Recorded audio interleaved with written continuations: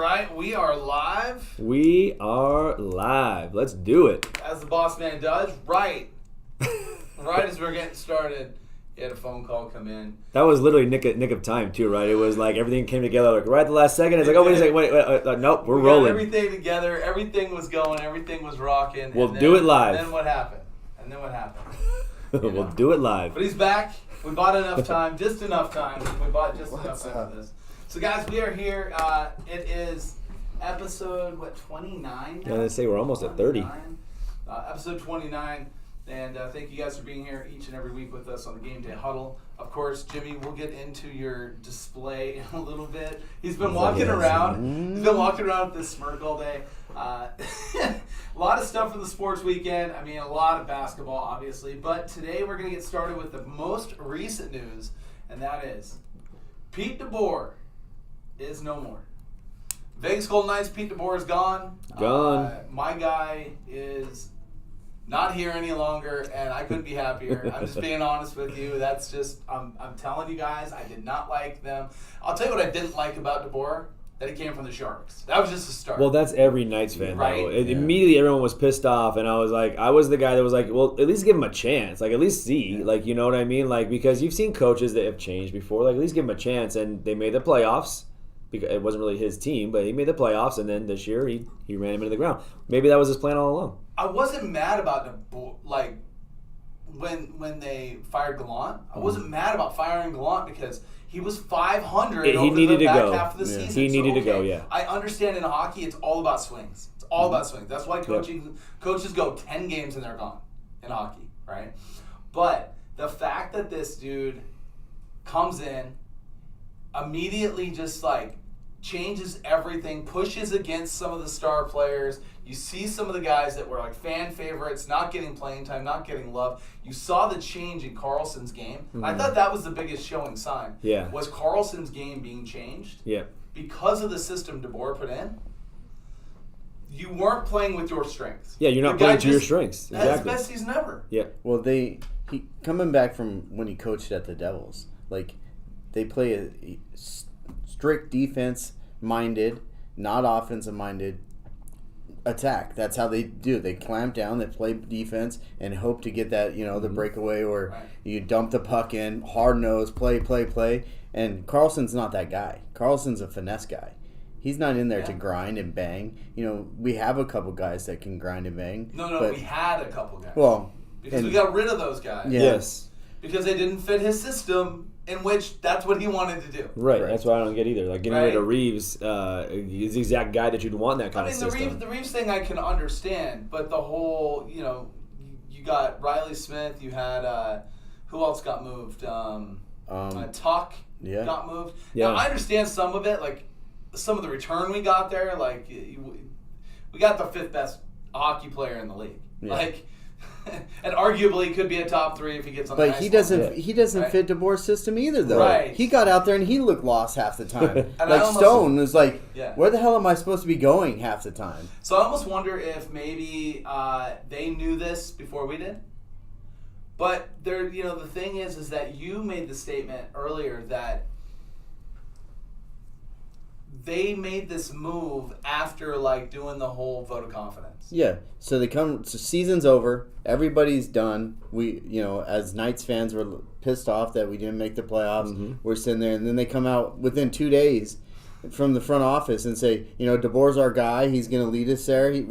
We believe in him. And then 3 weeks later, you get rid of him. So what changed within? That's the conversation I want to know what's going on. What changed in the last 3 weeks? No, I'll tell you exactly what that is. That's what we in the fantasy community call coach speak. And it happens every single year. Being a dynasty football player for the last 20 years, you have to decipher through the bullshit.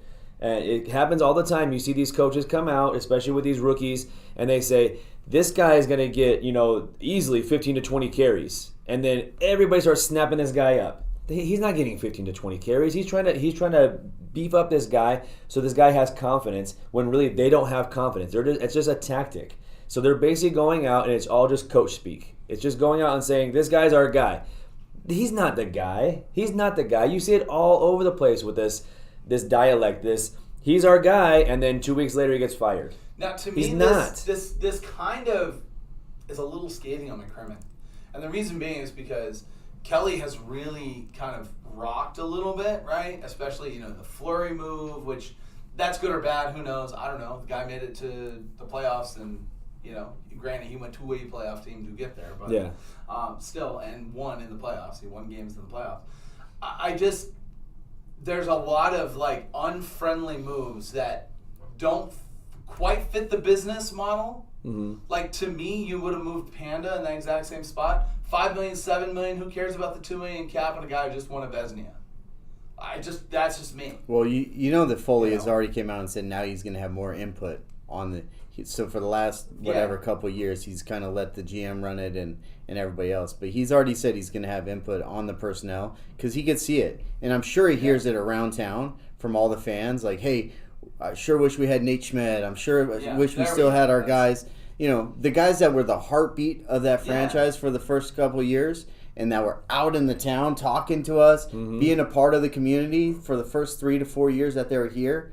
Now none of those guys are here. Now we have to replace him with the Stones, the Eichels, the Martinez. They're trying to get out there and do what these guys did, but that bond that was made after Route 91, the new Route 91 accident or tragedy or whatever happened, the bond that team made with the community is what really hurts everybody. Yeah, and I mean it's one of those things that we'll see where they go. We'll see what the moves are. You've had some shakes already in the coaching ranks, and so there's some guys available. We'll see what they're thinking. It's my opinion that Eichel and Stone are going to have absolute say on who comes in, because those are the guys you're building around. If you don't think they're building around those guys, you're completely wrong. Those are the two guys. Everyone else is expendable. Those are the absolute two guys. Then I would say Shea Theodore is probably the third. Those are the three guys. Everyone else can go. I think Thompson's the goalie of the future. They're just going to roll with him. I don't think they're going to spend a bunch of money on a goalie like fans would like them to do. I think they're probably going to get some more defensemen and see if they can stack up on the back end, and we'll see what happens. Seeing what happens. This guy.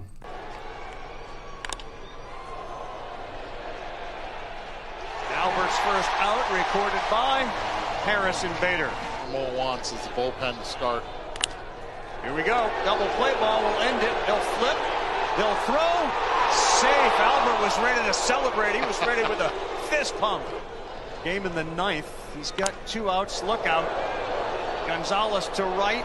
Albert looking at it. So's everyone else. Albert's given up a homer. Unfortunately, Joey Bart has done this a lot. He goes slow. This one to left. Back at the wall. And it's gone. Lamont Wade. No. This could do it. Albert's got his hand up. There you go. Now, does Pujols get a hold here? Because he had enough guys on base that maybe it had to be within 3, right? Yeah. I don't think he got that close. No, he definitely isn't getting anything on the stat chart except for home runs against. It's a 54 ERA. So if that just shows you anything, these are major league hitters. Those guys aren't the best hitters in the world, but they're major league hitters. Yeah. And if you throw a straight 80-mile-an-hour fastball down the middle, almost always it's going out of the park. Yeah. I'm going to tell you now. That's how good these that's guys not really. 80 miles an hour. That's 60. Okay, 60 miles an hour. Whatever it is, if you're throwing less than 80 and you throw it straight down the middle, because he was just trying to get strikes. That's all he was trying to do. Yeah. It's going out of the park. But it was awesome to see. I tuned in for it because I got the notification on my phone that, Albert Pujols into pitch. And I'm like, What? What the hell is this? Click on it, go live to the game. I watched the whole inning. When the home runs got hit, I was dying laughing. I thought it was great. The Joey Bart home run is hilarious. Yeah. Joey Bart hits a ball. It's a ball. It's 4 feet inside, goes down, golfs it out, and hits it 800 feet high. I just, it's kind of funny. Longoria's reaction, too. He hits a base hit. The ball comes back in. He yells to Pujols, "Hey, can I keep the ball?" Yeah. And Pujols was like, "What?" He's like, "Hey, can I keep that ball?" Because, it's his last hurrah, and everybody's excited. Both dugouts got a chuckle. It was a 15-2 game, so they were trying to get through it as best as possible. Well, and it's fun for that. I think the bigger thing is talking about this Cardinals team and how well they're playing. To be up 15-2 and be in that spot, right? Mm-hmm. That team is raking, and they got that veteran leadership. He comes into that team because he came, back home, and he's that, I think he's that voice in the clubhouse that they needed to continue to build that winning culture, and they're really showing it because on the field they've got a lot of young players. They got a lot of guys that can play. Obviously, they've got right now, I think the favorite for MVP in the National League of Arenado. Yep. Right. They got Goldschmidts. You got a couple of superstars. Jordan there. Walker's just raking. But Jordan Walker's on fire. Newt Barr's playing well. Dylan Carlson's playing well. They got interchangeable pieces there. They got Gorman on the way. I was going to say Nolan Gorman's. They have guys that call up, Yeah, guys that call up because their shortstops can't hit. Right. Yeah. So they're just going to move Wong over to short and put him at second. Yep. Yeah. I mean, and you could be looking. I mean, literally that lineup, top to bottom, could start in the National League in the All-Star game. Yeah. And there's no way at the beginning of the year that anybody had the Cardinals with the best top to bottom lineup in the National League. Nope. And everybody wants to give that to the Dodgers, and we're dying. Everybody wants to give that because on paper they because they look so paid good. for it. Right? They look so good on paper. Right. I'm going to be honest with you. This Cardinals team is no joke. Do not be surprised. Deep playoff run. They got pitching. Wainwright's still out there. He won his 203rd game. That's incredible. That's crazy. With That's crazy. Yachty. That's a record. So Yeah. the two of them as a battery, 203 wins. That's crazy. And in today's game, to get 200 wins is enormous. Yeah. So, Well, yeah, because you're looking, 15, 16 wins? Most guys, if you're a stud, you're getting 15, 16. So that's at least 12 years in the league you have to pitch. Right. That's a long time to pitch in the league. Well, it's been a couple weeks, guys. It's time for us to talk about power rankings, but let's talk about the unpower rankings first. We'll start at the top and work our way to the bottom. So this is a little fun graphic that I found, I guess, from someone called The GameDay. Well, I already disagree with it because that very top square or triangle should definitely have the Yankees in it because we are owning everybody. Well, we'll discuss the Yankees there. Okay. I think what's kind of funny is you go down the list, and down here at the bottom in the tough to watch, right? The tough to watch, this is actually quite wrong. And the reason this is quite wrong is because the Red Sox right now are looking in front of them, and they are seeing the Guardians, they are seeing the Cubs, there's these teams that are in front of the Red Sox right now in the power rankings that would shock you. Yeah. That there's no way you would have thought. And there's no way at the beginning of the season, I didn't think they'd be great, but who would have thought that almost dead last would be the Royals? The Royals are the 29th ranked team in Major League Baseball right now. No one can pitch. No one is hitting. It's a dumpster fire. It's unfortunate. Well, yeah, at the beginning of the season, we all talked about it, and it was going to be the Reds and everyone thought the Cubs. The Reds and the Cubs were going to be the two worst teams Cubs in are right baseball. in the middle of the pack. Yeah, the Cubs are in the middle of the pack, and that's kind of surprising to me because of what they did last year and last couple of years, just like sell everybody off. But the Reds, we all kind of knew that they were going to be bad. Well, and when we talk about the Reds being bad, nothing indicates it more than yesterday. Yeah. Struck him out looking. There goes the runner. Taken for ball 4. And that is very likely it for Hunter Green. 118 pitches, that will be it. Bouncing ball toward the second baseman, and they're not going to get through on this. And the Pirates are going to take the lead. Low bounding ball by Ke'Bryan Hayes. Still no hits, but a lead of 1-0. How about that? In true Reds fashion, Taylor made double play, double clutches, doesn't give the feed. Infield ground out RBI single from Ke'Bryan Hayes, and the Pirates get no hit and win the game 1-0. That's the epitome of what more can I do? Like, if I'm a pitcher, what more can I do? I said it earlier, man. Hunter Green has only been there for 2 months, and he cannot wait to get out of Cincinnati. He cannot wait to be a Yankee. I know. The kid threw 7 1/3 innings, right? He goes 7 1/3.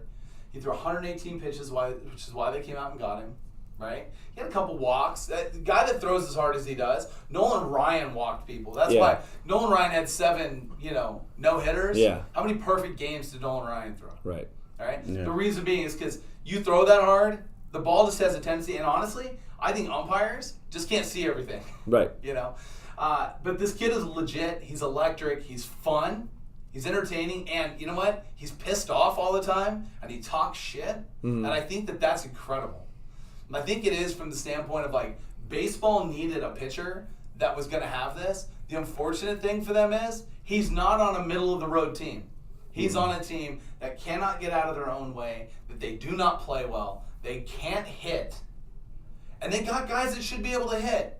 And then in the offseason, they moved guys that could hit to other teams, and they're tearing it up. Winker, right? These guys that are like playing out of their mind that come from there. I don't know how you throw a no-hitter as a team. And I know it's combined no-hitter, but how do you throw a no-hitter and you can't win? Like, that blows my mind. I can't figure out how you can even do that. Has this happened before? Yeah. So 5 or 6 times. Okay. 5 or 6 times it has happened. 99% of the time, though, it's a walk. So the fact that this team did it the way they did is the issue. Yeah. Routine, Double ground play. ball, double play ball. You should have already been playing in on just a little bit anyways. You should have been a couple of steps in. But no, second baseman's playing normal double play depth instead of being a step or two in. And that costs him double clutches because he gets the extra bounce, doesn't get the feed, and there you go. And that, again, to me, when you're a losing culture, when you're a losing team, you make losing plays, and that's it. So for as good as Hunter Green is and is pitching out of his mind against and defying all the odds, he's not going to have a winning record. But if he does not get considered for Rookie of the Year this year because of this, like because of games like this, it's ridiculous to me. But you know he's not. We all know he's not going to get. Like he's getting a loss here. He gets a loss for this. Yes. He gets a loss. Well, no. Does he get a loss? Yeah, he gets a loss because the guy at third was his. Oh, it was. It's not an okay. error. The guy scored. It's not a routine. We're not assumed out, so therefore, Okay. it's a run batted in for Key Brian Hayes. Nice job, Key Brian Hayes. But yeah, but that Brutal. You talked about the not Power rankings. Oh, we talked about power rankings, and this guy here, I'll tell you what. What was your description of this guy the other day? Of the Nestor the Chester? Yes. Yeah, he's got that Chester stash going on real well. Guy had a no-no going on through, 7 innings last outing. You jinxed him, as a matter of fact. I did, because I knocked on the window and told you. Said the Yankee Nestor, because Jay and I were talking about him earlier in the day. I said, guess what? He's got a no-no going.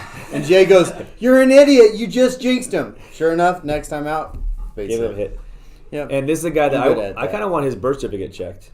Yes. Is there anybody else that wants his birth certificate checked? Because he does not look. He's not 23 years old. Yeah, no. I think I looked Where's it up, he from? and it said he was like 27, and I looked and I was like, this dude's not 27. Or something like that, because they have a tendency to really maybe push Colombia.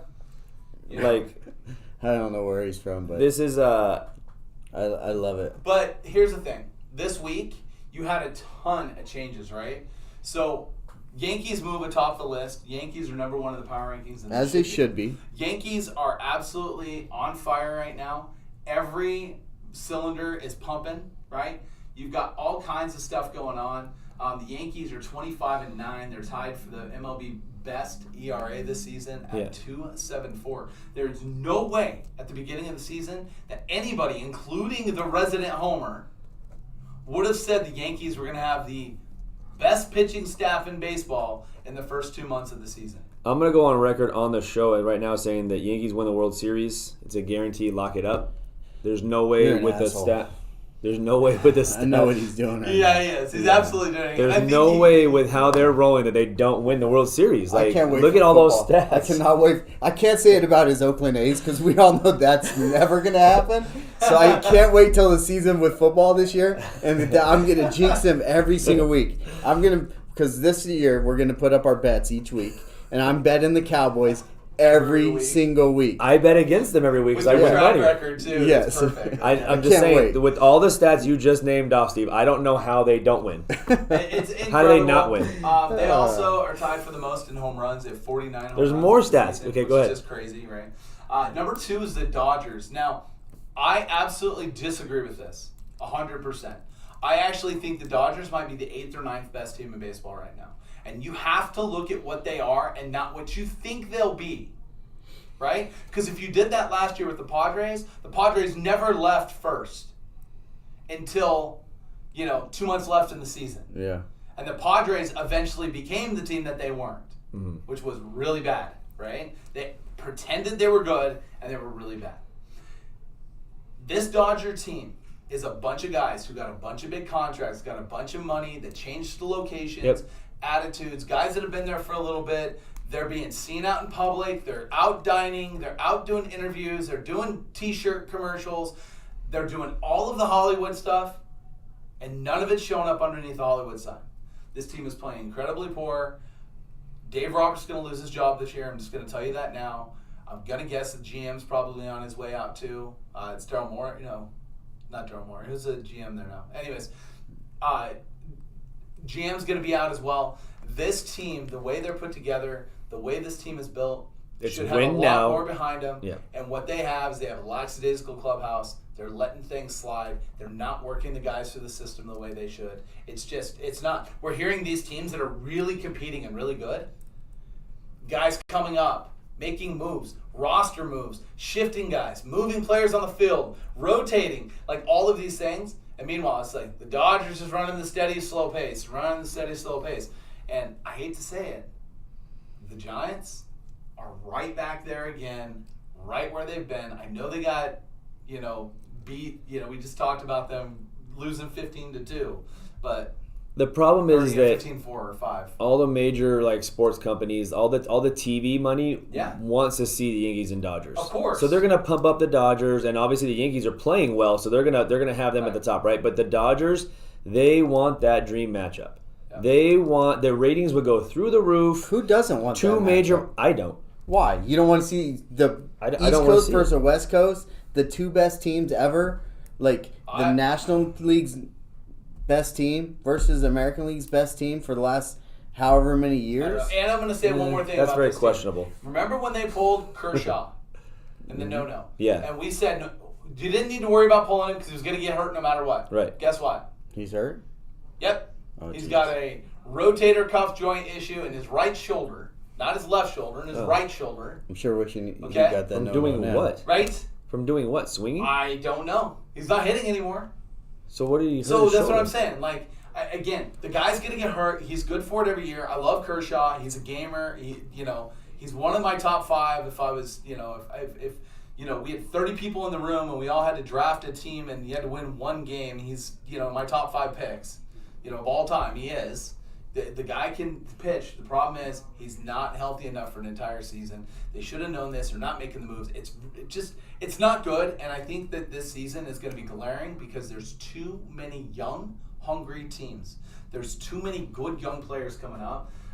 Talking about number 3 now, the Mets. The Mets are up. Mets have a 3.40 ERA for team ERA. That is an indication that this team is only as good as when they have their best players. Because they would be probably almost point less if DeGrom was in the rotation. DeGrom comes back. I'll believe that this team is going to be a much bigger contender at this point. I think 3 is a little high for them. That's my opinion. Not sure what you guys think, but I think that 3 is probably a little high for the Mets now. Yeah, well, and it's true. I think that prime example of what you just said, everybody's banking on them of what they're going to be, not what they are right now. Yeah. And we're looking ahead for when DeGrom comes back because now you got DeGrom, you got Scherzer, and whoever else. Well, and Tyler McGill, who's the rookie, right, for them, who's been pitching lights out, just went on the IL. Yeah. So he's going to be out 15 days, right? So, again, you're talking about a guy that, was kind of picking up the slack, and you lose another one there. You always have to have, in Major League Baseball, in my opinion, you got to have 3 starters, right, that exchange 2 starts a week. Yeah. So those, at least you're getting 2 out of your top 3 pitchers to the mound every week. So when you're not doing that, it's hard to win. Right. So that's the top 3. I know you have 2 more teams to get to here, but those 2 teams, spoiler alert, they're not National League teams. So if you're not high on the Dodgers and you're not high on the Mets, who are both in the top 5, who are the Yankees beating in the World Series this year? Well, so for me personally, I like that Cardinals team. We talked about the Cardinals team. I think they're built right. I think they got veteran depth. I think they've got a lot of that stuff that's going on. And they're not even in the top 10. Yeah, Cardinals are ranked 12th right now. Right. right? Brewers are ranked 6th. I think they're pretenders. I don't think they are either. contenders. They're a pretender Right. every year. They And don't I ever just, come in. again, I think that. But the They're Giants, they're an okay team. I would not be shocked if the Giants represented the National League in the World Series this year. Are we forgetting about the Braves? Didn't the Braves just win the World Series last year? Yeah, but the reason we're forgetting about the Braves is because the Braves are pitching like they did 2 years ago. Okay. So unless they're going to pitch the way they did last year, which was top to bottom, everybody was throwing 8 innings Yeah. and had a fresh bullpen going into the playoffs, because they were the only team that did. Yeah, they're not in the top 12. The Right? Braves aren't in the top 12. You're not having that. Where are the Braves? Let me find the Braves. Braves aren't even on in the top 15. Where are they at? 14th. Oh, They took one spot down from 13th. So it's a good time to bet the Braves. Right. then. It is, and there's teams on the list that are farther down. I would say the Cardinals. The Braves are always good. They did get Acuna back. That is a nice, spark plug to them. They didn't need offense. They needed pitching. Right? I think that's going to be a very, very common tale for a lot of teams this year. I think pitching in Major League Baseball is just not as good as it's been in years in past. It's just not. Except for New York. Right? The Yankees. Who are they doing it with? That's the thing. Like Nestor, the he's from Yankees- Cuba, by the right, way. he's from Cuba. Right, so he defected. He's 44. He's I 20, get it. 27, it says. Yeah, he's 44. Supposedly. So, but you have that. But you got teams like, and this is the one that kills me. Right, this is it. So Astros, real quick. Let's roll off the top 5. Who do we got at 4? 4 was the Astros. Okay, and then 5 is the Angels. Okay, so those two teams interchangeable. I think either one of them. I don't think Astros are any better than the Angels. But again, that's kind of... Unless you go to bet them in the sports book, and then they're really bitter. Yeah, and that's crazy to me that you can get 25-1 at DraftKings On the Angels. and you can get the Astros at 8-1. So why aren't we betting the Angels? They're I mean, they're gonna make the playoffs. That's what I this try year. to tell are, him. and they match up incredibly well in any series with anybody with Syndergaard and Ohtani.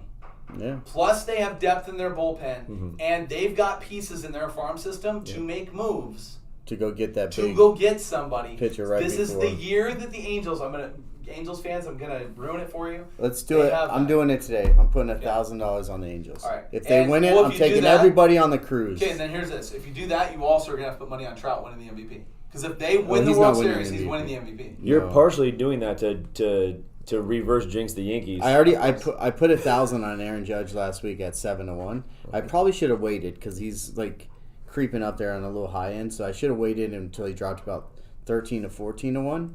But I'm gonna put I would put $1,000 some more on money the on Angels. Trout, and the reason I put money on Trout is because if this team wins, it's the same thing with the Dodgers or the Mets, right? Yeah. If the team wins, Alonso will be the MVP. If the team wins, and they especially if they win the West by 8 games, right? Trout's winning the MVP. He's hitting bombs now. He's back to being old Trout. He's a menace in the lineup for people. He's not striking out, and if he does, it's not in big spots. Like he's doing everything right. He's like the catalyst as to why, because you look at the superstars between the two teams. You got Altuve or Trout, right? I'm picking Trout all day, right? Right. I think most of us would. Yeah. In that situation. Sneaky teams that are on there, of course, Padres at 8, Rays at 9, Twins at 10. Twins were expected to be a little bit better than they were this year and haven't really played up to that potential. They're starting to. We'll see what happens with them. I think some of the moves that you talked about in fantasy are actually coming to be positive for them. And that's what I mean. It's a lot of young guys there, so I would Yeah. give them more of a chance because let them get acclimated with the whole, being in the show and everything like that. Get the nerves out. And then, guys, we forget about teams like the Blue Jays, right, and the White Sox, who have pitching and hitting depth. We'll see what happens there. It's a long season. They sure fell off because it was only like 2 weeks ago we They were talking were about the third. Blue Jays being like second or They third were in the third. power The rankings. Blue Jays were third. They've fallen to 11th. The Yeah. Rays fell this week all the way from 4 to 9. Yep.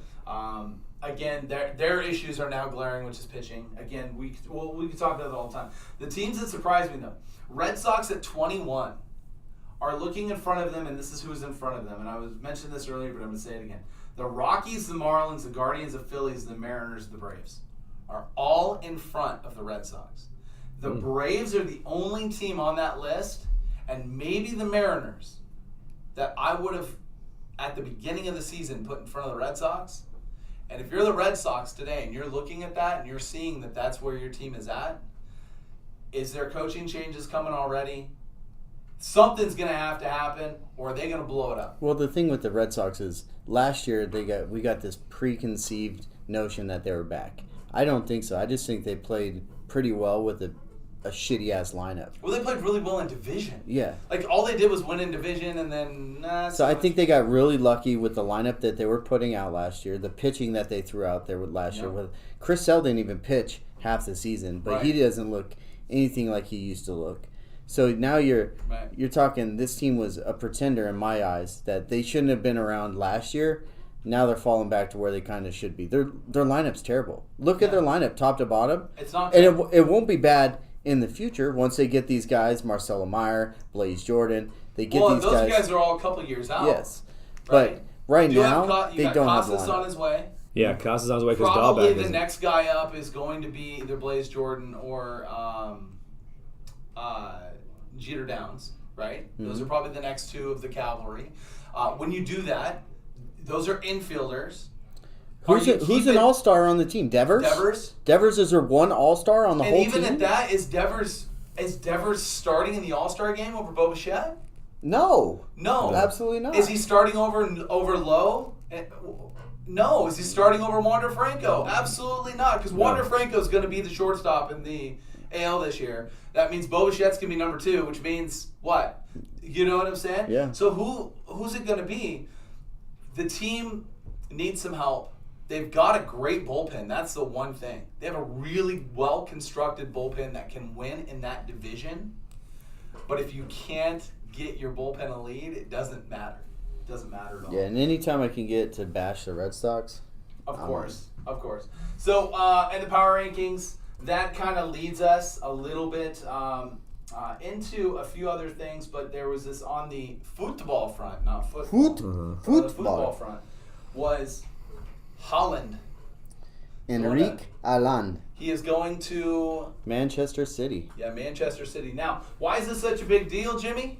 Because he was the GOAT that everybody was after. He was the one prized possession that everybody wanted. It looked to be like he was going off to Chelsea, and then last second there's a bunch of ownership issues going on with Chelsea. There's ownership issues going on with a lot of clubs over there, like LeBron James is now one of the minority stake owners in Liverpool. Yep. So the ownership groups, everything's moving around. That's one thing that in the United States we really don't see a lot of. Maybe 1 or 2 franchises in all 4 major sports come available per year, if that. Exactly. It's not very rare that a team comes available. Not in football overseas in Europe. Those ownership groups, they change drastically. They change quick. It's constantly moving. They're constantly selling. Most of them are. It's mostly an investment for them. Most of the people that buy those 1 year investment or 2 to 3 years, they buy it, they flip it, they invest in other stuff.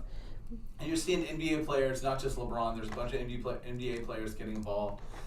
You're seeing that with a lot of professional players, or even past professional players, are getting involved in the world of soccer. So Holland was scoring around a goal a game. They think him coming over to a different league, he's probably about a half goal a game guy, which is still tops in the league. To put it in perspective, they've basically said that this guy coming in is like Messi times 3. Well, when you look at the players, 3. And that's a greatest of all time. Messi's 5'8". Right. He's obviously the best player to ever play the game at 5'8". Now you're looking at Haaland. He's 6'5", runs like a gazelle. He is the prototypical football player now in soccer. And I asked somebody who is very well known, in the whole soccer, especially soccer collecting and everything. And I was like, "What are your thoughts on him?" And he's like, "This is LeBron. Yeah, it's LeBron coming to the league, mm-hmm. and he's coming to the big showcase now, and he's going to be on the main stage, and he's going to be talked about nonstop." Yeah, so it's gonna be tough for him to fit the shoes that he's actually coming into, because everybody's talking about this guy is the king. He's going to be the next great player. We'll see. We have a couple of his cards, so we're hoping that they go up in value, and we'll see what happens in the next year. Talking about the next great player, we'll talk about that, but I will tell you this, okay? We gave you the whole show. I made you wait the entire show. We made you wait over a half an hour just to be able to get into this. This guy won a huge playoff series. Luka Doncic. A playoff series that at the beginning of it, nobody said they had a chance. He was hurt. Yep. He was hurt the first 2 games. Everybody said that the Mavs didn't have a chance. Yeah. And guess what? They got a real squad. People are sleeping on them. Johnny Rip Rip even had their odds depleted once he got the strained calf in the Utah series. But Yeah. Johnny Rip Rip did say, Utah always loses in the playoffs. They'll find a way to lose, and they did. Yep. And Doncic came back, and he played well. And then right away they go down 2-0 to Phoenix, which is basically Chris Paul's MO is to go up on teams. If they were only 2-game series, Chris Paul would probably have a championship ring. He'd probably have 4. If it was only 2-game series, he would be killing it right He'd now. have But a ton. unfortunately, you go 7 games, and that just not good stats for Paul. Well, and this was a funny scene. So this is Luka looking in. Booker's there's a free throw going on. Yeah. He's defending him, and he's having a little. You could just tell the difference between the days that each other are having. Mm-hmm. And the reason for that is because Luka had as many points at the half as the Suns had at the half. I don't know that I've ever seen this in professional basketball before, and definitely not in the playoffs, and for sure never in a Game 7. No. Is that killer mentality? I don't know. When does a team only have 27 points at half? It's unbelievable. Like that A is high-scoring team usually. right. A team that's always in the 120, 110 range. Yeah. To have 27 at half, that was piss poor shooting. It was actually, you could tell they got it behind right away, and then they were just shut down. They're just shut down, chuck it up. And that's what I kind of said to my wife. We were watching the game last night. I said, it reminds me of like a Little League game that you're watching, and there's a couple of errors in the first inning, and then the rest of the game is a shutdown. Yeah. All the kids drop their heads. They don't care no more. I watched, but you're talking about Game 7. Yeah. It was like Dallas jumped out to an early 5 or 6 point lead. Did they not watch the Super Bowl with the Falcons? No, and Patriots. Right? Did Bill you not watch that? If Belichick was coaching the Suns, no way they would have been giving up. In the first quarter they were giving up. Man. I'm watching it, and they're like down by 8. I I'm would have been calling Belichick at halftime and been like, talk to these guys. Dude, what can you say? Because, dude, they were done. The whole second quarter, the whole third quarter, and then the fourth, the subs were in. But, you were watching the game. I watched it from start to finish. And it was bad. The Suns are just no one wanted to shoot. Yeah. Booker didn't want to shoot anymore. Paul didn't want to shoot anymore. Ayton got his 3rd foul before halftime, so he was out of the picture. Well, that was the Suns' issue in the entire series, was someone was in foul trouble before the half. Yeah. Constantly. Yeah. Constantly in foul trouble. Instead of giving guys some depth and letting them shoot themselves out of a streak, right? Because that's what you do in basketball. You let a guy who's hot early shoot himself out of it so he's not hot late. I don't know, but Luka, after the game, press conference, this was so classic. I love it, and this is the face of the future of the NBA. Where at halftime you had as many points as the Suns? Oh, yeah, of course. And you can see the guy, he's constantly smiling and laughing. Of course, I knew that I had as many points as they did. Yeah. Yeah. The guy was smiling the whole time. He was great. We also saw the Celtics, and we saw another great young player who we were in Atlanta. And I'll recall this because Woody was with me, and he's a huge Boston Celtic fan. And he collects Tatum, and we were walking around, we were talking about it. We were in Atlanta, and we were at a vendor that we know. I can't remember who it is exactly, but he had a couple of Tatum rookies sitting there, and he was asking me about which one he thought he should get and all this stuff. And I said, you should buy both of them. He said, why? I said, because they're incredibly underpriced. Tatum was incredibly underpriced at the time. Today, Tatum's incredibly underpriced because Luka stole the stage. Luka doesn't have the game he had last night, and all we're talking about is Jason Tatum today. No one's even talking about the Celtics in the Bucks game. No one's even talking about it. We're not. And you know why it is? Because I think that we knew when Middleton went down, the series was over. Right. Giannis you can, as a superstar, we've seen it with LeBron, you can will your team so far. And Giannis, we can say he's the biggest superstar in the game right now if you want to. I don't know, is he? But I will tell you this. When LeBron did it, LeBron was able to do it for multiple games. Giannis is a one and done, throw you on the shoulder guy.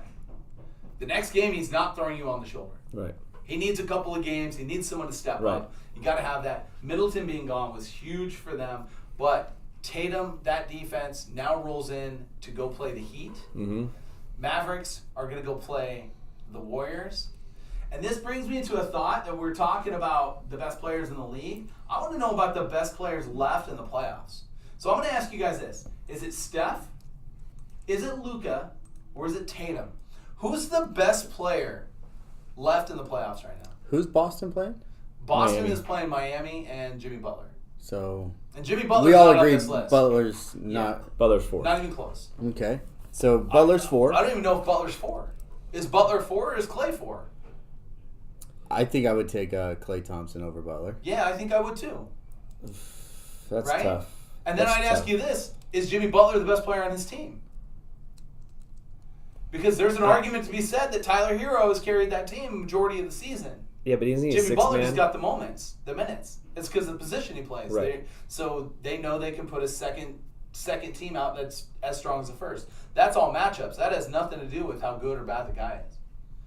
To me, Steph is probably number 1. I'd say Tatum 2, Luka 3 But we're talking today. today. We're talking today.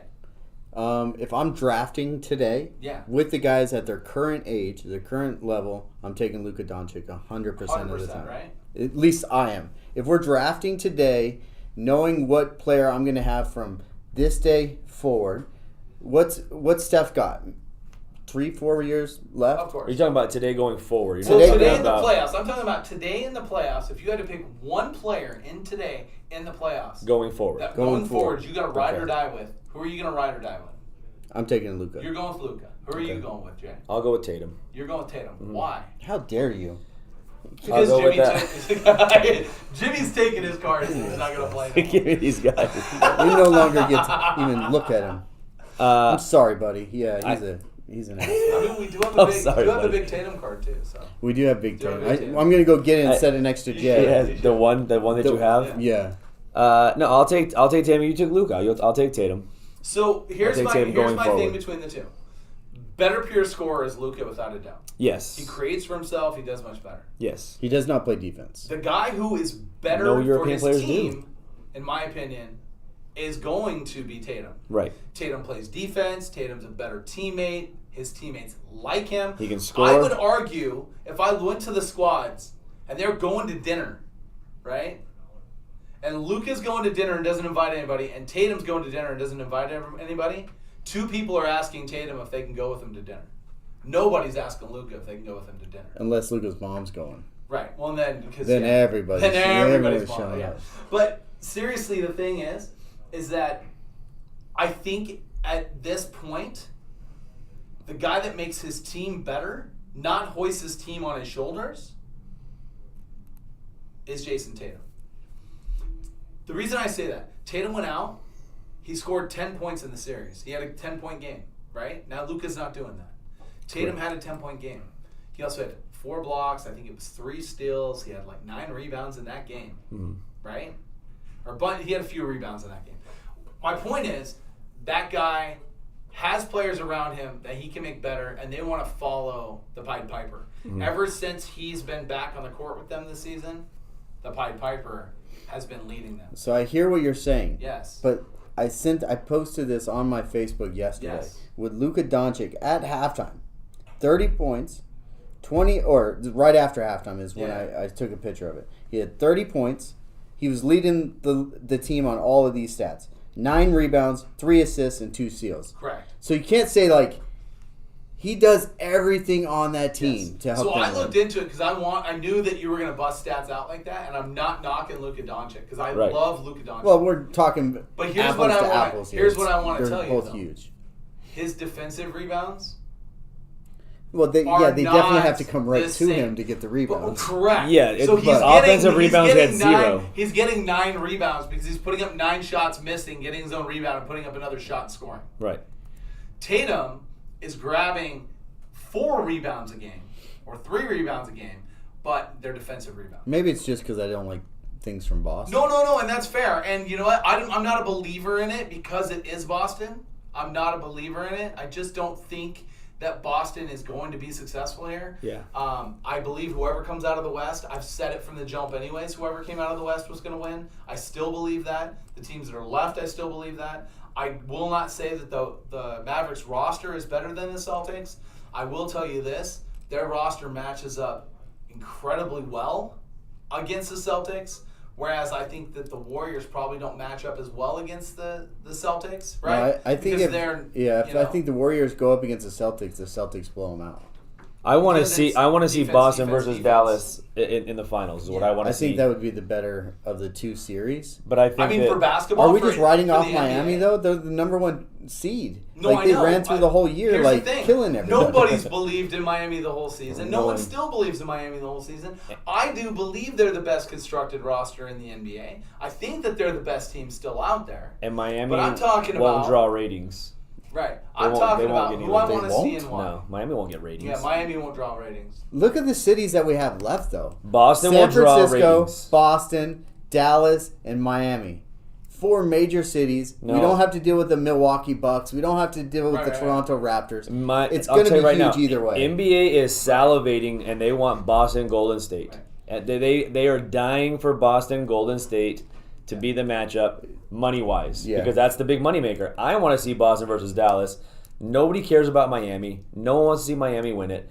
They don't have they have a superstar, like you said, in Hero, and they have Jimmy Butler, but like nobody cares. Well, and Bam Nobody Adebayo cares. is a super. I think he's on his way to superstar. Nobody cares. Bam Adebayo, you're going to care in 2 years when he's a free agent and he draws the amount of money he's going to draw. Because even in the collector world right now, Bam isn't looked at as I'll like care a in gem. 2 years. No He one is cares going right now, to though. be. And Dio brings up a point. He's Yeah. talking about Tatum. He says he's a full-time superstar now. He's the guy, and we all agree. Yeah. Tatum is But there. he just got became Subway commercials. the full-time superstar, right? He just became this. Has he So dated this a is new to Kardashian him. yet? No, because then his No, stock because will he'd be be way Devin down. Booker and Okay. going home, He'll be way down. right? Well, He'd be- that's how we judge superstar status. Right, is he'd if you be- if you dated one of the Kardashians, you're getting Here's up the there. thing. We know. Here's. I heard Colin Cowherd say this today. I wouldn't wish that on the on way him. in. He said Jason Tatum is probably going to end up being a Hall of Famer. Probably going to end up being a Hall of Famer. If you put Luka up tomorrow, there would be writers that would vote for Luka for the Hall of Fame. Mm-hmm. Tomorrow. He is 23 years old. How Right. old's Tatum? So 20. 24, 25. Like, He's a here's year my older, thing. maybe? Yeah, here's my thing on these guys, and this is what I'll tell you, is that from the industry, and in fact, let's get into it because I think that this is probably the best thing for us to talk about today, which Yeah. is we're going to get into plus or minus. This is where we talk about the investments in the sports card market, things that you can invest into or, get out of. Yes. And my conversation on this specific thing is that Luka in the hobby is by far the better investment. Yes. 100% over Tatum. Well, he's younger, like you said. Like I thought they were a little closer in age, but Tatum's It's a not couple even years that older. he's younger. Where we miss it and where a lot of times we miss this stuff, and again, remember we talk about like exteriorly, like who they are, where they are, what they're doing, how they act in public. Every picture on every website today is Luka smiling. Mm-hmm. Every press conference clip is Luka laughing. And every single time you think about Luka Doncic, you have to remember he's an international superstar. He is not a domestic superstar. Jason Tatum is a superstar in Boston. Mm-hmm. He's not in LA. You go to LA card shows, they do not want Jason Tatum. I know, that's why I still have one. They don't. Am I right? Yeah, I've been trying to sell it Okay, for 3 they weeks. don't. When we go to the National, There's a Fenway that Park card's show today. gone. You could have probably gone it. Yeah, that card's gone at the National, right? It's gone. We know it's gone. Especially if he wins the championship. Oh, he wins the championship, that card is way gone. Here's the thing, though. When you're thinking about these guys, and we think about who's the best superstar now, and we kind of dismiss Steph now. I think we all kind of said Steph's not the guy in the playoffs anymore. Not right now. Not right now. He's the guy on his team, but he's not the guy in the playoffs. Right. You have to start looking at the collectability of things, and we start looking at the collectability of it because at the end of the day, that's where our world sits, right, and everything. And that's what I want to get into is that about a month and a half ago, if you recall, we did in plus or minus, we did Luka Doncic. And at that time, it wasn't about you buying Luka to make a bunch of money off of him, although you could have, I guess, right? We were talking about if you bought Luka to hedge. And that brings me to Jimmy, because Jimmy, you brought some cards today, kind of to show us some things, and really kind of explain your investment process on Luka, where you're at, how you're like getting there, and then where you think you're going. So with the Luka market, I was late to the party, like most of the people that got into it. So I bought a bunch of these cards at a higher value, not at the peak, and it was after 2020. So it wasn't like I was paying crazy amounts of money, but I was paying good money for all my Luka stuff. I'm invested in these 4 cards right here for over $25,000 invested. That's my money, cash that I gave out of my pocket to get these 4 cards. Well, now these 4 cards, at one point were worth probably $18,000. Yeah. So I lost probably $8,000. And that's when we were discussing hedging. Hedging, right? And that's exactly what I did. I went out and bought even more. I had 2 greens numbered to $199. I doubled down. I bought 2 more, so now I had 4. And then guess what? At the last card show, I flipped 2 of them, and I'm now out of my investment, and I got 1 to keep that I got for literally $0 because I was able to flip it into another one. So that's what I did. I went and hedged my bet on Luka. I thought he was going to be great. We all thought he was going to be great. He had a down season. The card market dipped. I reinvested, bought more into Luka. Now these cards, I'm sitting into them pretty nicely. So if he does make the finals, this will be very slim because there'll probably be only 1 card left when we're all said and done. I will get out of my investment and I'll make some money on it, and I'll be happy to do that, but I will keep 1 just to put it in the safe for a while. So you're dying for a Boston-Dallas oh my God, I finals too. That's all and I have another huge Tatum card too. So between Luka, I'll put them up here next week. I'll show you both. Because I hope they make it to the finals. That's what I'm betting on. How great would that go if it went 7 games too? Like game 7 in the NBA Finals with Boston and Dallas. They both put up 45 points, and it's just going and they're crazy. Slugging it out. And it's just a slugfest. Well, you want it to go game 7, like it goes 7, like that would be the ultimate great. Because the ratings are higher, everyone's watching. It goes game 7. Yeah. So guys, what the point is here is that when you get invested into things, and we're circling back on that conversation, because now it's like Day of Reckoning, right? Mm-hmm. I told Jimmy before we started the show that I watched the Optic Don Russ base PSA 10 that was selling for $350 a week ago. I watched 2 of them sell for $650 last night. They almost doubled in price. 50%. Right? Almost doubled in price. And this was where you guys have an opportunity in your collection. You got to watch for these chances. You got to be able to see forward. So, I'm going to say it. I said it at the end of the football season. I don't think people listened. I'm going to tell you now. There are 2 players for you to go buy today. Trevor Lawrence and Tua Tagovailoa. You're going to buy both of those guys. You're going to buy Tua because of how flashy and how much talk is going to be about him, not because he's going to be a great player. We don't know what we're going to get with Tua. We just know he was the most accurate quarterback in football last year. Well, accuracy might be all they need for that team to win, right? And I believe Patriots take a step back. Jets are not very good, right? That's a pretty easy division to win, I think. The other side of it, Trevor Lawrence. They did everything they could to give him everything he needed. And I know, Jay, you could really get into depth on what they did with that team because it is a completely different roster.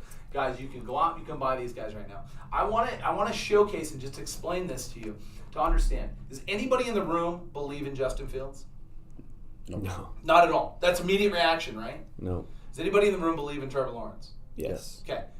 Do you realize that Justin Fields, on about half of his cards, outsells Trevor Lawrence right now in value? The big cards, T-Law still takes the most because the sharps are buying those, right? Those are guys that know how to invest their money and know they're not going to lose, right? They're not putting that money on Fields. But if you get in the mid-range game, everybody wants to play the what-if game, right? And they're all wanting to play the what-if. What if Aaron Rodgers isn't good? What if the Detroit runs that again? What if the Vikings have Kirk Cousins at quarterback? And okay, I get it. I see where you're going, but guys, Fields and Lawrence are not the same player. No, and I think that both guys, in my opinion, got screwed by their head coaches. Right. I mean, like Urban Meyer was definitely not ready for the NFL. he kind of screwed Trevor Lawrence. That wasn't like his guy. Like I think it's gonna be a lot better with the guy from Philly, the guy Doug Peterson. I think it's gonna be a lot better with Doug Peterson. And everyone was shitting all over Justin Fields last year because Nagy was a terrible head coach. He was a horrible head coach. And so I'm not sitting here advocating for Justin Fields, but Nagy was not a good fit there. And they went out and they traded up and they got Justin Fields for what? To not use him to his strengths? But and I'm not trashing Ohio State because I know you're Ohio State, but Ohio State is not known for their quarterbacks. Let's just face it. They're not. You go back and look in the history of quarterbacks, they're not a quarterback churning, like all these guys that come out of Ohio State and they're like, man, this guy killed it at Ohio State. Right. He had 52 touchdowns. That's great. He was a great system quarterback for Ohio State. You go to the NFL and you look like crap. And that's the way it's always been. So Justin Fields is going to be the same guy. They didn't even go out and get anybody. They lost Allen Robinson. Darnell Mooney's their number one. Right. Well, the way I see it, it's very simple. He's no different than Dante Culpepper. Dante Culpepper was a nice player for 4 years. Right. He was good enough to keep you interested. He was great with Randy Moss. He was great with Randy Moss because he had the best receiver well, guess what? in the game, right? Justin Fields doesn't have a Randy Moss. He's got Darnell Mooney. Right. Who's 5'11". Their number one receiver is 5'11". And that's where I'm at. But my point here is, and Dio, I did see your comment, and I will talk about that for a moment. That Dio is saying that he thinks that Zach Wilson and Davis Mills have bigger upside. Guys, I'm going to tell you now, week 5 or 6 of last season, I told you to go out and buy Davis Mills. Yeah, we've been buying Davis Mills for about almost 6 months now. I watched this tape, and he had the best footwork of anybody in the draft, including Trevor Lawrence. And I was like, absolutely buy Davis Mills. This guy is going to be a stud. He is. He's on a really bad franchise. He's on a terrible franchise. Right. He's a Stanford quarterback, so he has the know-how to get through the NFL. Maybe he's John Elway again, but John Elway only won 2 Super Bowls once Terrell Davis got there. So if Davis Mills can get through this gauntlet of having a terrible roster, they had a ton of draft picks and a ton of stock in the last year, and then this upcoming draft and next year's draft. I think they're another draft away before they're really good. But you know who they added? 2 guys that I really like a lot in Texans, and I know that everyone's kind of like shitting all over their roster, but like they added Michi. Yeah. As a receiver, right? And I know he came off of an injury, but like I think they're going to be surprised by him. They took him in the 2nd round, so he's got draft capital too. So they're going to wait for this guy to get back from injury. And Damian Pierce, the running back. Everyone's talking about Marlon Mack, how they added Marlon Mack and this and that, but Pierce is a guy to look out for in that backfield. I think he's going to end up stealing some carries away. He's going to have. So Davis Mills, I agree with. Now the Zach Wilson thing, I just can't get behind it. Yes, he added 6 to 8 pounds of muscle and.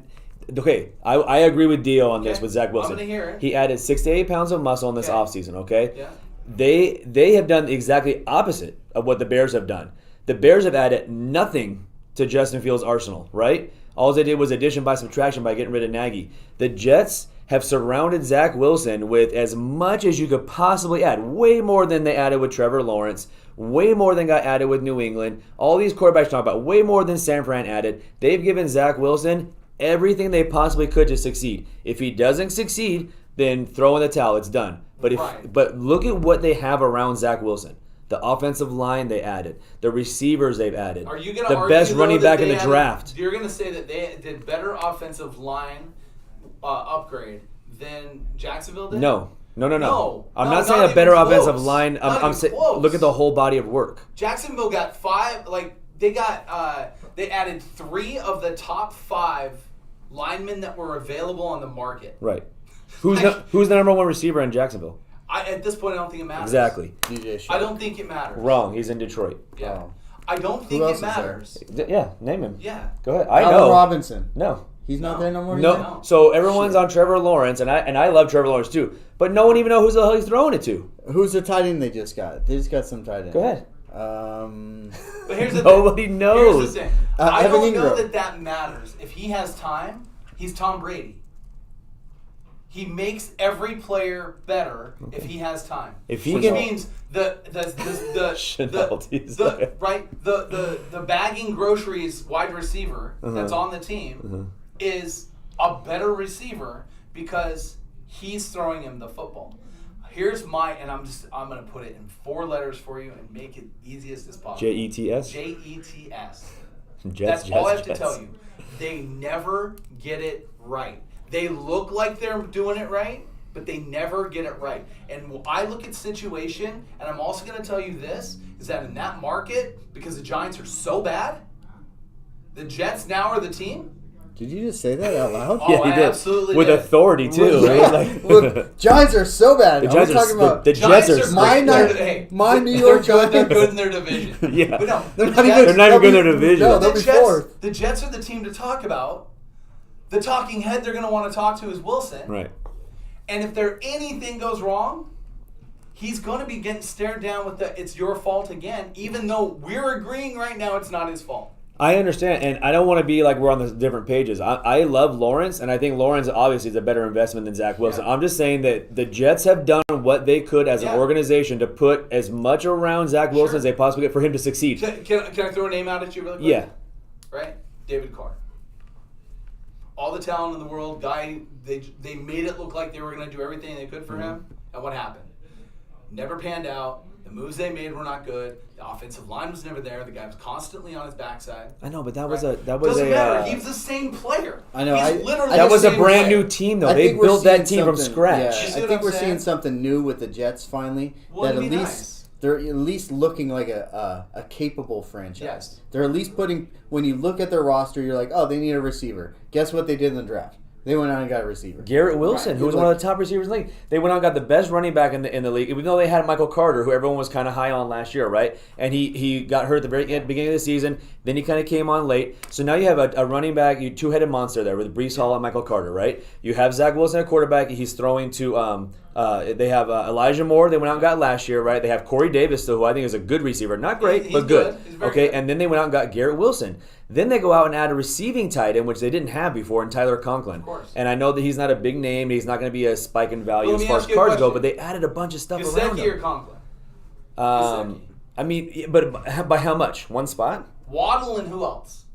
You talking about in Miami? Yeah, I'm matching roster for roster. You talking about Waddle and Tyreek Hill? I'm not even mentioning Tyreek Hill because Tyreek Hill just blows everybody out of the water. Did you see the one little gift that Miami Dolphins put up to showcase Tyreek Hill and Tua throwing to him? Did you see that or no? I did not see They were it. not in pads and they were just kind of out there like in camp. And Tua threw a bomb to Tyreek Hill. I knew it He had to stop. He had to slow down and stop to catch the ball. Go ahead and do that in a game. See what happens. Like I'm saying I that, totally like get that, but you're looking at it from that standpoint. I actually think that Tua's game is going to remind me a lot. And if you think of the last two Super Bowls that were won by Montana, he didn't throw the ball downfield. He didn't have to. he's not gonna have to. Well, he's not gonna be able to. They're gonna do. It's gonna be a short game. To me, it's serviceable quarterback. Do I think that Tua's a superstar? No. Do I think he's an investment now? Yes, because that team's going to be talked about nonstop. It's got all the media look. It's in Miami. The Dolphins finally got some flash. Like all of this stuff that people have been dying for the Dolphins to be, and a division that I think takes a step back, right? Mm-hmm. So that's where that It's there comes for the from, taking. right? Yep. So I'm not discrediting Wilson. I just don't think that Wilson's going to have enough upside movement as an investment today to make you money in the middle of the season. Davis Mills, I agree with you, 100%. Davis Mills has been my guy. I called Davis Mills week 5 last year, right? But today you can buy Trevor Lawrence still, way too under market. Today, you can buy Tua Tagovailoa way too under market. Tua's about half of what his peak prices were when people were just talking about him coming into the league. So he's got that room. Luka just showed us that room can bounce back, Yeah. right? Yeah. I'm not saying he's Luka. I'm just saying the market responds Right, that way, right. So that's my take on it. I do think, though, Wilson, nice situation. We'll see how it goes. I do think the Patriots take a step back. I do think they win at home against the Patriots. I think they will lose on the road. I think that's just a tough place to play. I wouldn't be surprised if Miami goes and sweeps the Jets this year, and the Jets end up. I wouldn't be 500. surprised either. I wouldn't be surprised either. I'm No. saying like if the Jets fail with what they have there, then you can put the blame on Wilson. Well, They- and the they've problem put is enough that players they're around they're him. going to blame him. And I would say, yes, they've put players around him, but have they done enough? I think he needs 2 years to be able to have those players around him to see if he's good enough. Right. Well, and he's coming into a whole new coaching staff too. Yeah, so. and that's... We have to see, and same thing with Miami. They're coming in with a whole new And coaching so is staff. Trevor Lawrence. And so, a lot of these guys, Yeah. maybe Justin this Fields. next, maybe this next year is not going to be a great eye test for what's going to happen. Let's give these coaches 2 years. We should give every coach at least 2 years. Yep. Let him get in there. Let him make it. Put his system in. Yeah. Let the guys get comfortable at the first year. The second year, this time next year, we'll be talking about these guys, and we should have a very clear point of which guy is going to be good. Absolutely. Now, we will in the next couple of weeks. I will get into where I think this draft class from this year is taking us, because I do believe that receivers are kind of going to change the concept, and I'm going to get you guys some information together to kind of prove that a little bit, and we'll kind of go over that stuff. So we're definitely not done on the NFL investment talk over the next few weeks. We're kind of done with the basketball investment talk, because at this point, if you haven't gotten in, right, you guys, you could buy Luka today. You got one more series if he does win. If he doesn't win, then you're holding him for a year. Right, yeah. It's a hold for a year, so that's your gamble. You decide to take that. If you're buying Luka, in my opinion, don't buy now. You better hope. If you want to buy Luka, you better hope he loses. And if you're buying now, you better be buying top end at last week's price, not mid at the middle between today's price and what he was. If he ever wins the wins the championship this year, you'll never be able to touch his numbers. His cards will be astronomical. Way out of the. Everyone just waiting for it to happen. Yeah, them going out and getting Dinwiddie and getting rid of Porzingis was huge, because they thought Porzingis was going to be that guy, and he wasn't. But Dinwiddie takes some of the pressure off. Otherwise, you're triple teaming Luka. Yeah. Absolutely. Well, we talked about a little bit of this, and we're running up against it. But time for Jay's fantasy roundup. Jay's going to talk to us a little bit about some of the fantasy thoughts. Baseball, football, no basketball right now. No basketball right now, because obviously we're at the end of the season there. But with football, I really wanted to delve in a little bit, because I told you in the last few weeks that we have rookie drafts coming up. I'm in 12 dynasty leagues. One rookie draft is already done. I'm in the middle of 2 as we speak, and then we have a couple more coming up next week. So just wanted to talk about some of the rookie running backs. Some of these guys may not be household names yet, but some of these guys are really standing out to me just from the drafts that I've done so far and seeing the jump. Everyone's dying to get the new running back, right? So a couple guys I want to talk about. Zamir White, running back out of Georgia. He actually got picked up by the Raiders. What they're saying is that Josh Jacobs may not sign the next year option, his rookie option. They told him not to. Right. So that's what I heard, and I heard that was part of the dismissal of the president. Yes. Was because they made him go tell him not to sign it or something. I don't know. That's rumor. A lot of weird stuff's going on. I don't know this for facts. Right, and you got Kenyon Drake under contract for 1 more year. So Zamir White is a guy that could be taken over, and he's being had in the second round, the middle of the second round, for a guy that could be potentially a starter or even a backup this year. Another guy, a huge spike that I want to talk about, Rachaad White. The fantasy community is in love with this guy. Rachaad White, he's a Tampa Bay Buccaneers running back. Yep. They just signed Fournette to a 3-year extension. And basically all he has to do is beat out Keyshawn Vaughn. Ronald Jones is gone. He's out of the picture. He's got to beat out Keyshawn Vaughn to be the backup there. And you know as well as I do, Leonard Fournette, he's not the most healthiest guy ever. Yeah. They signed him to a 3-year deal. Games out of him. Correct. Right. So this is a guy that's shooting up. He's seen a jump. He was going mid-second round to now the back end of the first round of rookie drafts. But the biggest spike of all of them, James Cook, Buffalo Bills. Now that's Dalvin Cook's little brother. He's obviously not as powerful. He's not as well-rounded as Dalvin Cook is. So don't think you're going out there and getting a clone of Dalvin Cook. But this guy was going the back end of the first round, and now he's going mid-first round in rookie drafts because the fantasy community is in love with this guy as well. He was being had at the 109. Now he's being drafted at the 106, 107 area. He's the 3rd running back off the board in every rookie draft that I've been in so far. And he's a guy that they're discounting Devin Singletary and Zach Moss. I still know that Josh Allen owns the goal line, but at some point, are they going to start trying to preserve Josh Allen by having him stop? Because you saw the same thing happen with Cam Newton, right? Yep. He was getting 6-7 touchdowns a year. They kind of scaled it back a little bit. I don't think they want to see Josh Allen taking that many goal line carries. They do not. Exactly. If it's not a playoff game, he should never run that ball anymore. Right. That's what I'm saying. He's their franchise. He's their GOAT. They need him. Do not put him in that situation ever again. So this is a guy that comes out of nowhere, James Cook, and he's somebody that you can definitely be looking at. I also love Isaiah Spiller from the Chargers. This is a guy that they were talking about last year, possibly being in the first round, as far as being drafted in the first round. He didn't. He got drafted on the second day, and he's going the back end first round too. They're saying that he already looks like he's locked up from what they're seeing in camp. Yeah. He should have the second spot locked up behind Austin Eckler. meaning he surpassed Justin Jackson and Joshua Kelly from last year, and Larry Roundtree. I don't think that it was hard because of the size of those guys. Correct. You got 4 guys that are the same size, and then you got him, right? And you know, because you're a Chargers fan, that the Chargers' offensive line is good. Yeah, it's very good. And I think that's the same situation when you're talking about the Bills. And probably why that pickup is so big is because the Bills' line doesn't lose. Right. I think they were second in the league in pressures given up. Like, their quarterback doesn't get pressured. Yeah, they struck out with Devin Singletary. They struck out with Zach Moss. Yeah. Here's their third guy up. Is this going to be the guy that hits?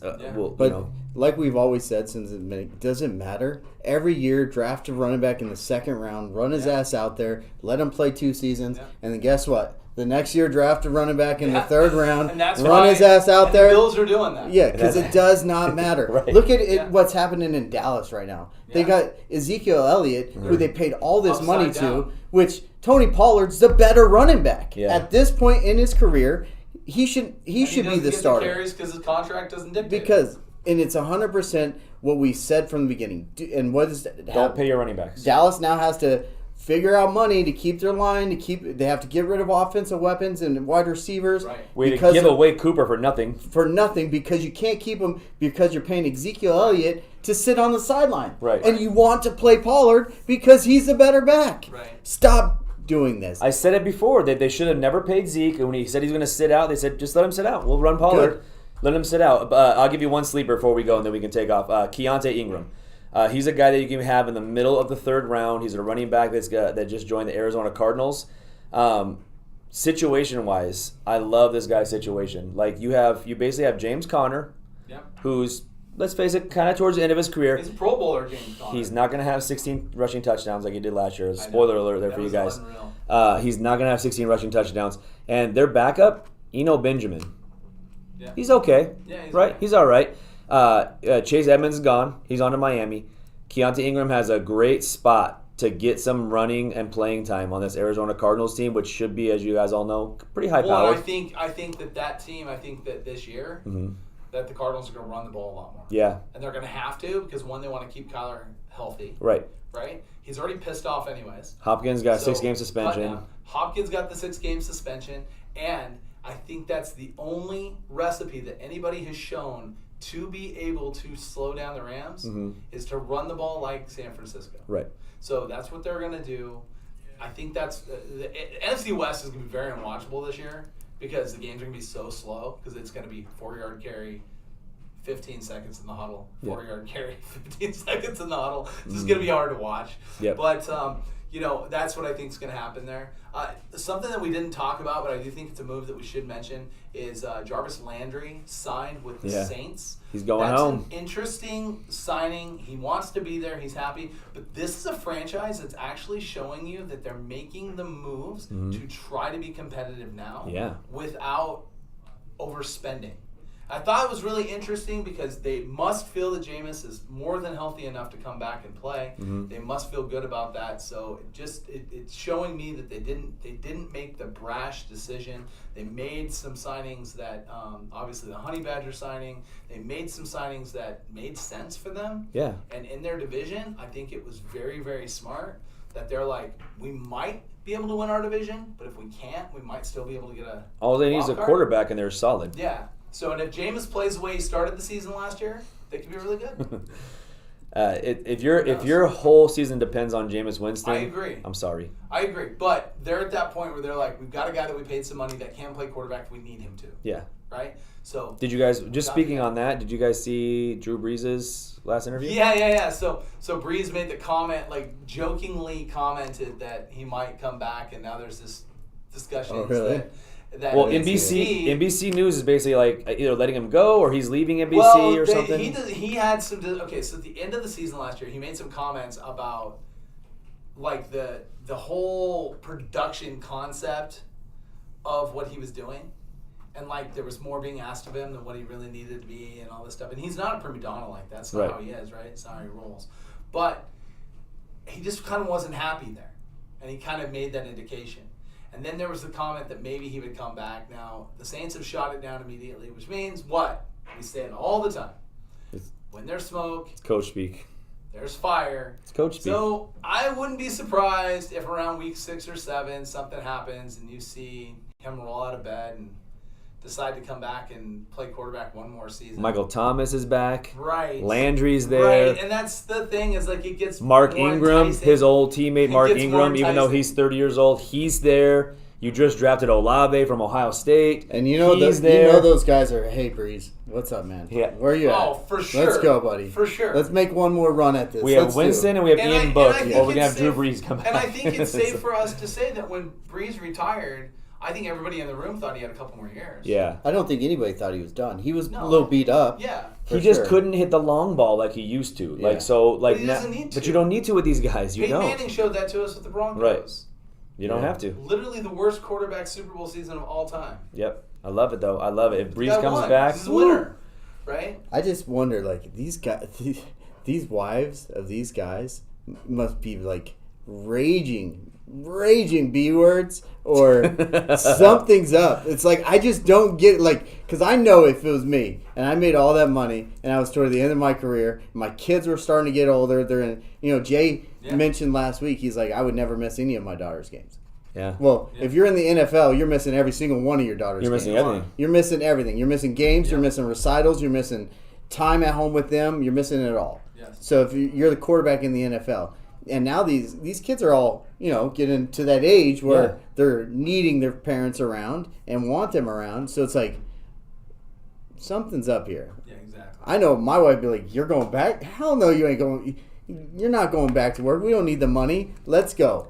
It's not a money issue, and like Drew Brees' kids, like they show them a lot of the games. Like they're all like look like they're under 10 years old ish, like right around that 10, age. yeah. So it's like I think that a lot of these players' wives see the competitive nature in them, listen to them talk, and they're just like, I love you so much. The love for the game needs to come first. Go ahead. You're married to the what game. I mean? Because they are. Because I mean, if they you're knew doing what they that- were getting into though. And again, They- no, they do. It And takes I a guess it's special lady. okay, It takes a 'cause- special lady, but they knew what they were getting into. And I guess it would be different if we were on that level and we had our nannies and we had our Right. mom that was able to live in our guest house and take Yeah. care of the kids and we knew they were taken care of. So it's a Right. little different. Right. And in the off season, So- you're traveling to Bora Bora with them. Yeah. And you went Go to to Bora Bora Bora. Bora. I did go to Bora Bora. Yeah. So Drew Brees and Jimmy. of course. I did. Go to Walk Bora Bora. out on the huts. On the and hut. It doesn't matter on the hut with because the glass. If he hits in it. his $1,000 bet on the Angels, Then we're all going to on a Bora Bora. cruise. We're going on not to Bora Bora. I'll tell you, He's taking Ensenada. us- We're going. Ensenada, here we We're come, going to baby. Catalina. Yeah. Catalina, Ensenada, and back. He's 3 in days. cruising an hour and a half. we ain't cruising long, but we're cruising, boys. I love it. Let's go. Guys, just quick reminders for you tonight, 6 p.m. Johnny Rip will be on with Dollar Slabs, Singles, and Percy's. You can watch for him weekly now on Whatnot. We also have the 10K follower giveaway. It's been up in the right-hand corner the entire time. This Friday, starting at 10 a.m. I'll kick things off. We'll be followed by Hoodie, and Johnny Rip will be on. Guys, we're giving away a PS5. All you have to do is win any auction or purchase anything on stream between 10 and 10. You got 12 hours to qualify on Friday for a PS5.